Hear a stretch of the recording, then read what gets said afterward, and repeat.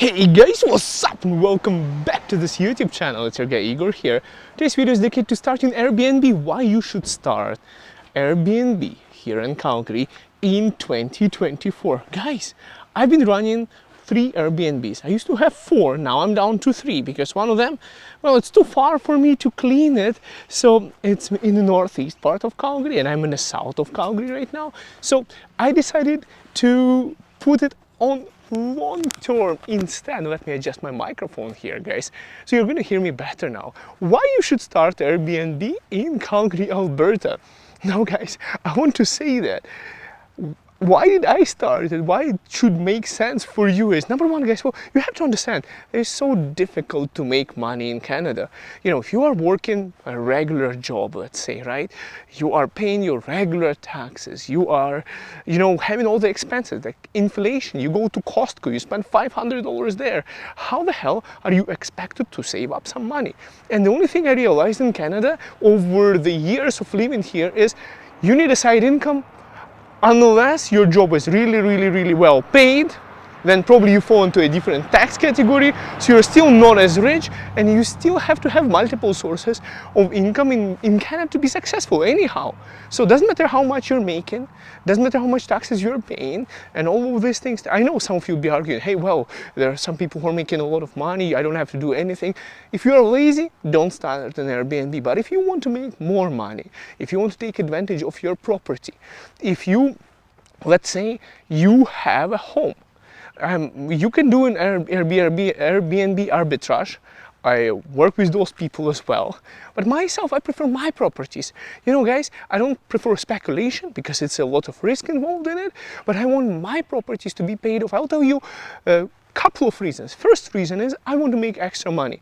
So, guys, whether you are wanting to do an arbitrage where you have a big property and you just don't have the roommates and you just want to rent out those rooms on Airbnb to pay for your rent, that could be another option that would save you money. So it all comes to money, making extra money. But whether it's you're like me, you want to pay off your properties and you want to maximize the return on investment. So guys, how am I doing it right now? As some of you know, guys, I have 3 Airbnbs, right? So basically and one long-term rental right now, which used to be an Airbnb just half a year ago. Now it's a long-term rental because, hey, Airbnb guests sometimes want to stay. So first what happened to me is Airbnb guests wanted to stay, and then we decided to, you know what, it's too far to clean. It doesn't make sense financially for me driving half an hour there, half an hour back to Calgary to get that cleaned. And getting cleaners, you still have to monitor them. So we put it on long-term rent. So first reason is, of course, money. I used to drive for Uber in the past. Right now, guys, I am doing Airbnbs in addition to my full-time income, and I work in real estate. I work for eXp Realty as a real estate agent. But anyways, working for someone or being an independent contractor like myself, you still need more money, and that's the only way that I save money in Canada. I was driving for Uber. I made a lot of videos about it. I used to make $200 extra a week. That was equaling to $800 in a month. So it would be equaling, you know, guys, by a lot more money in a year that we were able to afford the vacation. And in fact, that's how I saved money for my down payment, driving part-time for Uber, in addition to my first job. So I realized that in Canada, the only way you can break out, you know, out of, so to speak, poverty is, well, through certain ways of gig economy or investment or entrepreneurship. Guys, I want to say Airbnb is classified not as a passive income. It is same. I say it's, for me, I would say it's more like a hybrid income. You know, honestly, it's very easy to manage. So I would say it's kind of a hybrid income, active/passive. You still have to deal with guests. Sometimes it can be super passive, but sometimes you get involved and becomes more active. And there are other ways to make money through Airbnb besides, you know, regular stays, and I'll cover them in more videos. So you ask me questions, guys, because I can probably classify myself as a local Airbnb expert. I've been doing this for like 3, 4. God damn it, how many years have I been doing it? I've been doing this Airbnb for years now. So I'm an experienced guy who can answer a lot of questions, guys. So first reason for you to start Airbnb is extra money. Second reason is my reason is for them to pay for my properties. I mean, guys, if you're taking a mortgage, like, you buy a house. Let's say you purchase this house. Look at this house right behind me. Pretty big double garage. It looks like a 3-level split house anyways. So if you have that kind of property, guys, well, not the best option for Airbnb, because in 3-level splits like this, usually there is like a crawl space and not a great basement. I'm telling you as a real estate professional right now. So might be not the best option for Airbnb. This could be better. 2-story houses. Or a bungalow could be better, you have more space for a basement. But anyways, why the hell do you need such a big house anyways? If you're, let's say you're not married, or you don't have kids or something like that, you have this real estate, you have huge monthly payments, you're working your job, whatever, it can be a white collar job, blue collar job, doesn't matter, guys. I'm doing everything myself. I cannot classify myself as a white collar employee or a blue collar. Technically, in real estate, I'm a white collar employee. I'm a sales guy. But in reality, guys, I run Airbnbs. I do my own renovations. I clean the goddamn places myself to make more money as well. So also hybrid kind of way. So I'll tell you guys, you don't need all of this space for yourself. Let's say your monthly payments with the huge goddammit interest rates right now, with the government, trying to control the housing market, and everyone going after us, entrepreneurs, Airbnb owners and operators. So I would say, guys, you can still, you can get somebody else to pay your mortgages. I've seen people, a single lady, she was selling a house in Royal Oak in Calgary, Alberta. I've seen her, I purchased that home for my client there, and guess what, guys? That lady, she was living in the master bedroom. She had a lock over there, and she had an en-suite bathroom, and the basement was rented out on Airbnb room by room, and upstairs 2 more extra bedrooms were rented out on Airbnb, and her kitchen was shared. So you can understand, guys, that there is lots of people who are doing it, and this is a prime example on how you get somebody else to pay your mortgage, because the mortgage payments, and if you look at the statistics here in Canada, well, it can be like 60% of your family's income, right?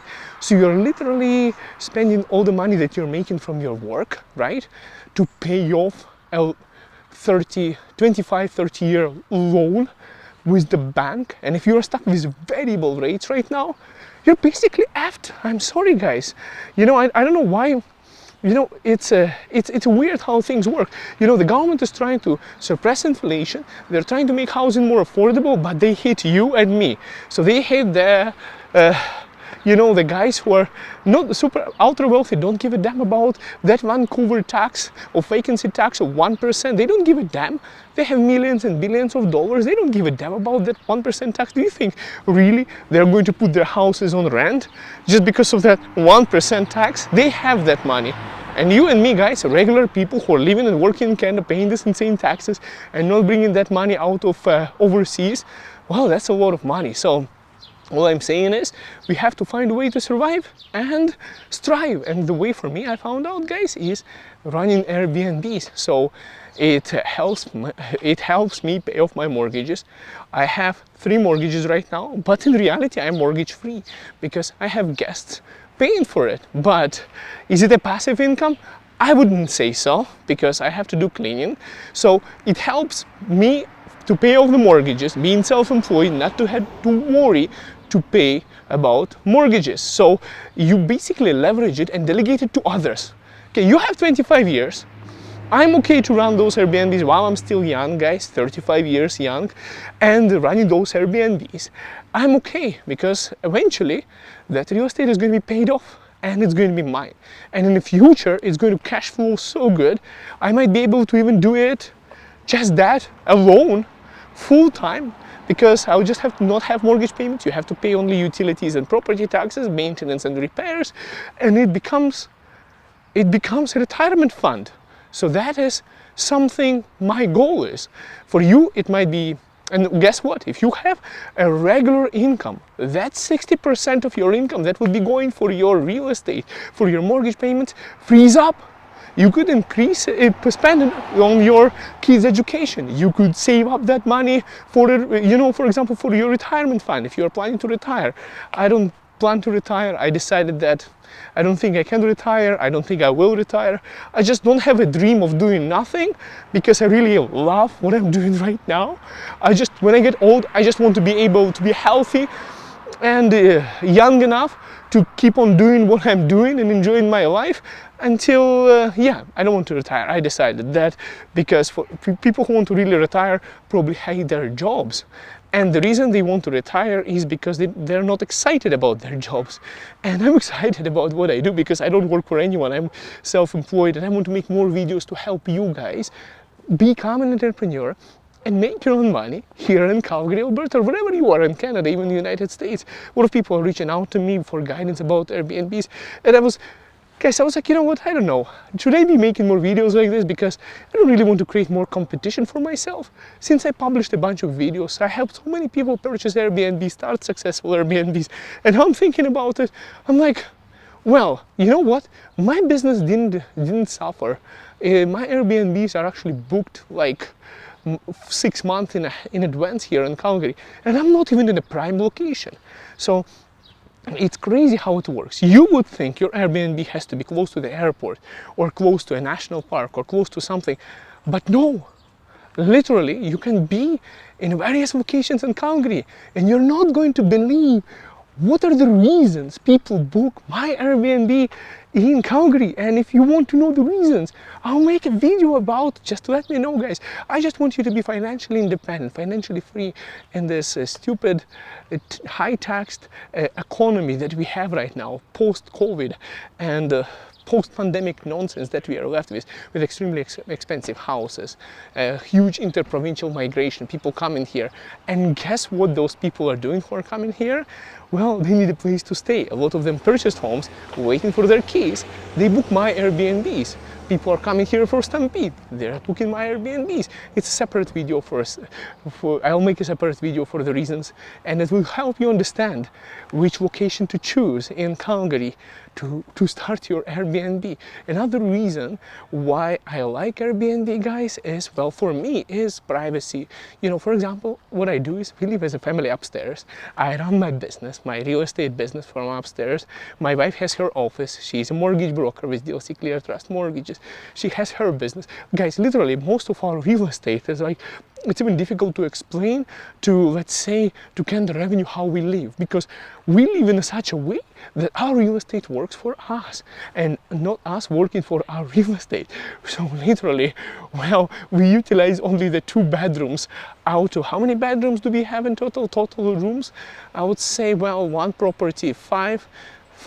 So yeah, and then the condo and everything. So we are literally utilizing like 85 to 90% of our real estate for business purposes.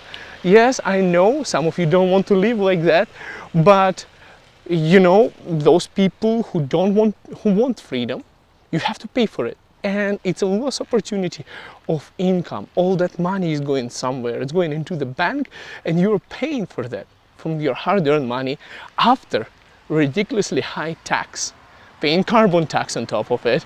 Just so you know, guys, all these things. Now you could say right now, people like myself can create the housing unaffordable, but don't blame, guys, people in Canada who are, well, trying to make a living here. I'm going to be making you these videos to help you do the same thing, and then you're going to like it, because honestly, guys, I want to say that the problem with housing is not the people in Canada trying to make a living or investing into Canada, but the government that doesn't build the houses. That's the real problem. So for me, another thing is privacy. You know, we have a basement and we have people staying in a basement on Airbnb. What I like about it is, you know, if you have a long-term tenant and let's say they're loud or something, now you're stuck with that tenant. In Airbnb, not only you make more money, not only they treat your property better, a lot of times they wash the things and you know, it's covered by their Airbnb insurance as well. There is a liability insurance, there is a basically damage protection insurance up to $1 million to your property. So guys, I've never had a situation where my property got damaged and Airbnb didn't pay me for the damages.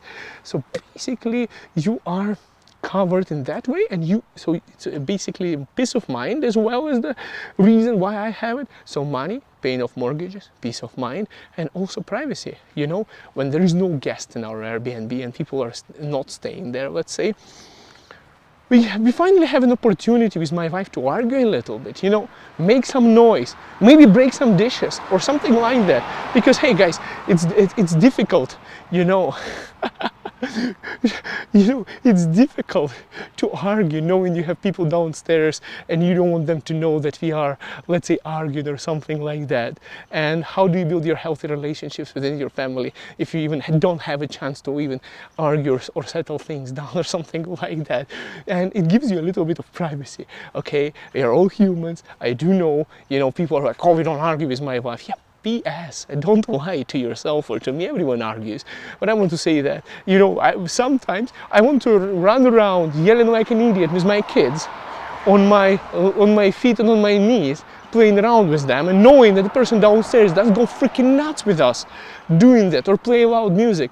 And right now, for example, I have one guest checked out. I have 2 days nobody there, and I can dance, I can party, I can do whatever, and I'm still making more money than there would be a long-term tenant. So there is that as well, and it helps a lot. So you can finally have a little bit of that small vacancy rate, maybe a few days of a break from the guests, also helps a lot. You can bring your friends over and you can do some even renovations without disturbing people downstairs, because there is none. Anyways guys, I hope you enjoyed this video. Give it a big fat thumbs up. See you next video, and I wish you all the best in starting your Airbnb, and you know where to find me. See you soon.